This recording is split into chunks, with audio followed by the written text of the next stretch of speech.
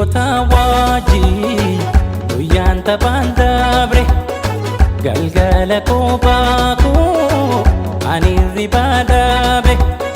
Hiriyoota wajjin guyyaan taphaan darbe galgala kophaa koo ani hirribaa dhaabe.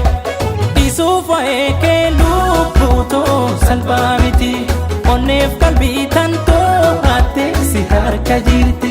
Dhiisuuf waa'ee kee lubbuutoo salphaa miti onneef qalbii too hattee si harka jirti.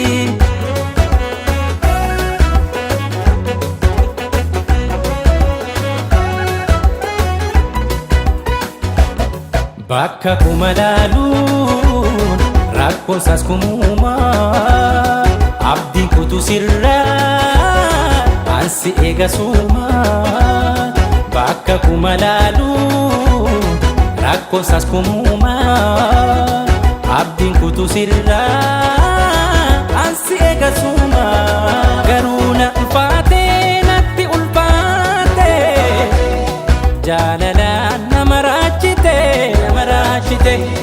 waa'een kee natti ulfaate jaalalaan nama raachite. Maaloo yaadame naaf kottume natti cime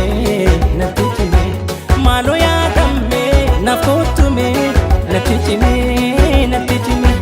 maaloo yaadame naaf kottume natti cime maaloo yaadame naaf kottume natti cime.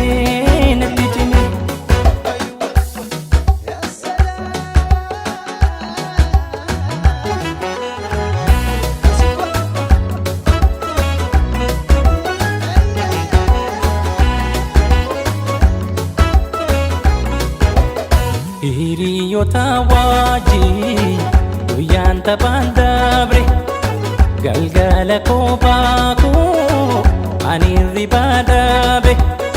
Hiriyoota wajjin guyyaan taphaan darbe galgala kophaa koo ani hirribaa dhaabe.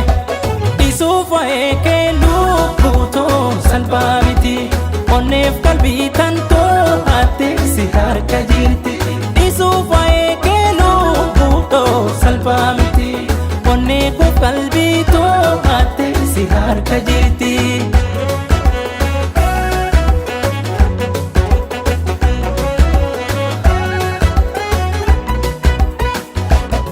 Yoo ati nan beeyne miidhamu koo beeki silaa sin rakkisu jaalala naaf argi.